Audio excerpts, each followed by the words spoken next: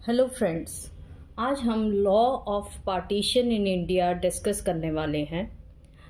Law of partition को समझने के लिए हमें कुछ टर्म्स का नॉलेज होना ज़रूरी है, जैसे कि सक्सेशन।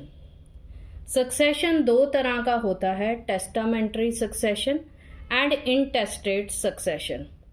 टेस्टामेंट्री सक्सेशन में एक इंसान मरने से पहले अपनी विल वसीयत बनाकर फिर उसकी डेथ हो जाती है। उस केस में जो भी उसका सक्सेशन होएगा या डिस्ट्रीब्यूशन होएगी उसकी प्रॉपर्टी की, वो in accordance with terms and conditions mentioned in the will होगी, प्रोवाइडेड वो विल जो है वो वैलिड एंड लीगली इन्फोर्सेबल होनी चाहिए। दूसरा सक्सेशन इंटेस्टेट सक्सेशन आ जाता है, जहां पे एक इंसान बगैर विल बनाए हुए उसकी मृत्यु हो जाती है। उस केस में द हिंदू सक्सेशन एक्ट 1956 का रोल आ जाता है। हिंदू सक्सेशन एक्ट 1956 डील करता है succession and inheritance of property के साथ, और ये एप्लीकेबल है to Hindus, Buddhist, Jains and Sikhs. लेकिन इसकी एप्लीकेबिलिटी नहीं है to Muslims, Christian, Parsi and Jew. अब हिंदू सक्सेशन एक्ट के तहत कैसे प्रॉपर्टी डिवॉल्व होती है? सबसे पहला हक क्लास 1 हेयर्स का आता है। जब क्लास 1 हेयर रिलेटिव ना हो कोई, तो क्लास 2 हेयर रिलेटिव को प्रेफरेंस दी जाती है। अगर वो भी ना हो तो फिर एग्नेट्स और उसके बाद कॉग्नेट्स की टर्न आ जाती है। हिंदू सक्सेशन अमेंडमेंट एक्ट 2005 के तहत जो बेटियां हैं उनको बेटों के बराबर प्रॉपर्टी में हक दे दिया गया है। The daughter of a coparcener shall by birth become a coparcener in her own right in the same manner as the सन।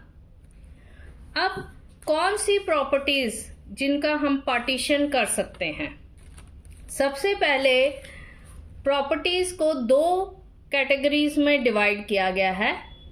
एक है जॉइंट फैमिली प्रॉपर्टी और दूसरी है सेल्फ एक्वायर्ड प्रॉपर्टी।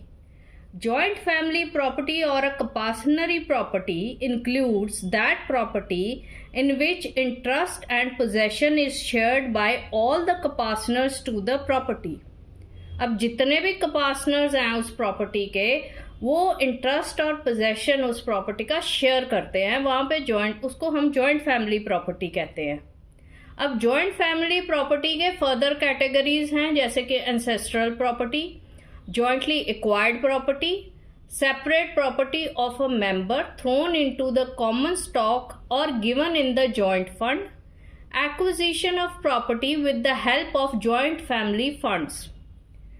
और अब सेल्फ एक्वायर्ड प्रॉपर्टी जो कि सेकंड कैटेगरी है। A self acquired property is a property which is earned and acquired by the personal effort of any person. आपने खुद कमाई की, उस कमाई से आपने प्रॉपर्टी खरीदी, तो वो आपकी सेल्फ एक्वायर्ड प्रॉपर्टी है। अब एक वैलिड पार्टीशन किसको हम कहेंगे, उसके क्या क्या एसेंशियल्स हैं, वो हम अब डिस्कस करेंगे। पहला एसेंशियल है, there must be an intention to separate from the joint family. वो intention clear, unequivocal and unilateral declaration होनी चाहिए। पहली बात, आपकी इंटेंशन होनी चाहिए सेपरेट होने की जॉइंट फैमिली से। दूसरी, there must be a clear, unequivocal and unilateral declaration which conveys the intention to separate from the joint family. तीसरी, the intention must be communicated to the karta और to the other coparcener in his absence. उस communication को, उस intention को आपको communicate करना पड़ेगा to कर्ता, और अगर कर्ता नहीं है उस केस में बाकी कंपासनर्स को आपको अपनी इंटेंशन जो है वो कम्युनिकेट करनी पड़ेगी कि आप जॉइंट फैमिली से सेपरेट होना चाहते हैं। अब मोड्स ऑफ पार्टीशन क्या है? पहला मोड है partition by agreement. If all copartners dissolve the joint status on mutually agreeable terms, तो हम उसको पार्टीशन बाय एग्रीमेंट कह देंगे कि सब म्यूचुअली एग्री कर गए टर्म्स पे, एक टर्म पे, और वो डिसॉल्व कर दी उन्होंने जॉइंट स्टेटस को। दूसरा आ जाता है पार्टीशन बाय आर्बिट्रेशन। इस केस में जॉइंट फैमिली के जो कपार्टनर्स हैं वो एक आर्बिट्रेटर अपॉइंट कर देते हैं जो कि डिवाइड कर देता है प्रॉपर्टी को। An agreement is made amongst the partners of a joint family in which they appoint an arbitrator to arbitrate and divide the property. अब उस केस में क्या होगा, जिस केस में पार्टनर्स सेटल नहीं करते एक कॉमन रेजोल्यूशन पे, उस केस में कोर्ट का रोल आ जाएगा और कोर्ट में आपको पार्टीशन सूट फाइल करना पड़ेगा।